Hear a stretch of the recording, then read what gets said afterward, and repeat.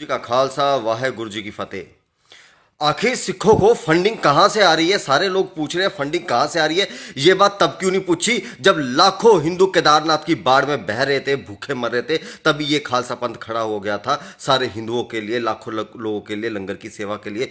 तब किसी ने ये सवाल नहीं किया। जब केरल में बाढ़ आई तब किसी ने ये सवाल नहीं किया। निरंतर 4 महीने जो लॉकडाउन में सिखों ने जो है पूरे भारत की, देश और विदेश की, जहां तक कि कनाडा के जो है कनाडा तक के जो राष्ट्रपति है उसने भी सिखों का एहसान माना, लेकिन हम हिंदुओं ने फिर भी वो एहसान नहीं माना। और आज हम पूछ रहे हैं कि सिखों के पास फंडिंग कहां से आ रही है। अगर इन्होंने अपने लिए अगर आज पहली बार देश में ऐसा हुआ है कि कभी भी सिखों ने जो भी है बाबे नानक के लंगर की सेवा दी है तो अपने लिए कभी नहीं, हमेशा और हमेशा जरूरतमंदों के लिए दी है। आज भी उनकी नजर में वो जरूरतमंद ही है। सिखों के कदम रखने से पहले ही लंगर पहुंच जाता है, भंडारा पहुंच जाता है। सिख कभी भीख नहीं मांगते हैं, कभी इनको मांगने की जरूरत नहीं पड़ती है। सिखों को फंडिंग हो रही है, खुद श्री अकाल पुरख कर रहे हैं, बाबा नानक कर रहे हैं, वो फंडिंग कर रहे हैं। सिख कौम एक अमीर कौम है। सिखों के पास 10 गुरुओं का आशीर्वाद है। ये पैदा होते ही 10 गुरुओं का आशीर्वाद मिल जाता है। हम हिंदुओं के पास एक गुरु का आशीर्वाद नहीं है। ये फर्क है सिखों और हम में। हमारे बोला जाता है कि 10 जन्म लेने के बाद तुम्हें एक गुरु की प्राप्ति होती है, लेकिन सिख जी धर्म में जैसे ही पैदा होते हो ना, सीधा 10 गुरुओं की प्राप्ति हो जाती है। ये फर्क है।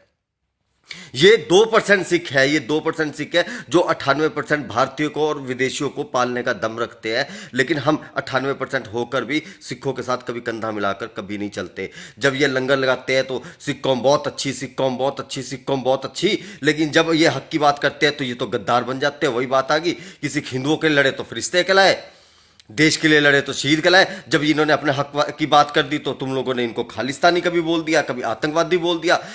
आज तुम बोलते हो हम देश बंद हो रहा है। 4 घंटे के लिए सिखों ने क्या बोल दिया पंजाब के लोगों ने कि देश को बंद करेंगे, तो तुम लोगों के जो है चिलूने लड़ने शुरू हो गए। लेकिन जब ये देश 6 महीने तक जो है मोदी ने लॉकडाउन करके रखा, बंद रखा, 3 लाख कंपनियां बंद हो गई, लाखों लोग जो है सड़कों पे आ गए, तब तुम लोगों की जीडीपी कौन सी हाई हो गई थी? कोई बताएगा मेरे को? ये दोगली जो तुम्हारी सोच है ना, इस सोच से मुझे बहुत चिढ़ है। ये सोच जो नोटबंदी के टाइम जो है 1.5 महीने तक सारे लोग 10-10 रुपए को तरसते रहे, तब तुम लोगों ने किसी ने विरोध नहीं किया। लेकिन अगर किसानों ने अपने हक और सच की मांग करने के लिए 1 दिन के भारत बंद करने की ऐलान कर दिया, वो भी 4 घंटे के लिए, तो तुम लोगों ने विरोध करना शुरू कर दिया कि हम साथ नहीं है।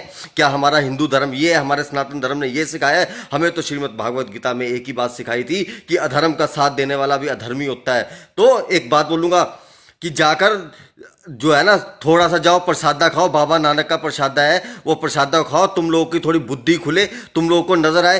धिक्कार है यार, आज मैं अपने हिंदू कौम को बोलता हूं कि तुम लोगों के ऊपर धिक्कार है यार, कि जिन लोगों ने तुम आज जो केस करते फिर रहे ना, जसविंदर भल्ला पे केस करते फिर, उनसे एक बात पूछता हूं, भगवान शिव शंकर के साथ हर हर लगा था, उसके बाद शिव शंकर ने अधिकार दिया था हर हर गंगे का, लेकिन तुमने हर हर मोदी बोलना शुरू कर दिया। तुम लोगों को तब शर्म नहीं आई बिल्कुल भी, 1% भी।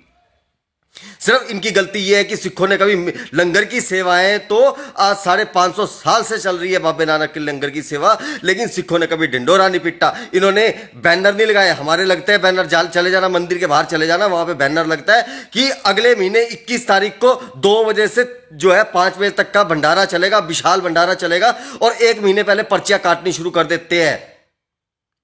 यहां पर जाओ, मंगल रात का जो है मंदिर, यहां पर मैं गया उस दिन, वहां पे क्या हो रहा है, कहते हैं कि जिन्होंने पर्ची कटाई है उनको सिर्फ एक एक पूड़ी मिलेगी।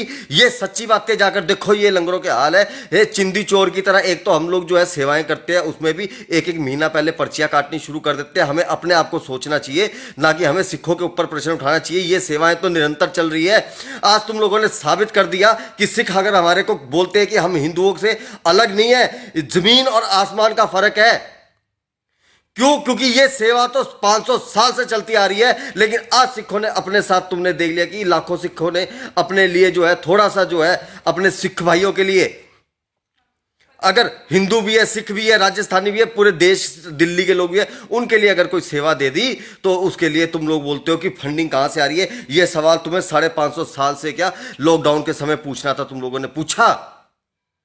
आज बोलते हो कि नहीं, ये इनका सेवा, इनको पाकिस्तान फंडिंग कर रहा है। सिख जो है ना, सिख अमीर कौम है, अमीर, धरती के राजे हैं ये, समझे। सतयुग जो होता था ना, उसमें ऋषि मुनि होते थे जूड़े वाले, वही ऋषि मुनि है ये सारे सिख, जो जूड़े की प्रथा है इनकी। तो ये फालतू बकवासबाजी अपनी बंद रखो, ठीक है ना। और जो लोग सवाल कर रहे हैं 10 रुपए की, जिन लोगों ने मक्खी खरीद कर मार कर नहीं मारी होगी, वो लोग बोलते हैं कि आज सिखों ने जो है, कहां से इनके पास फंडिंग आ रही है, तुम्हारी औकात है पूछने की, मुकाबला है तुम्हारा।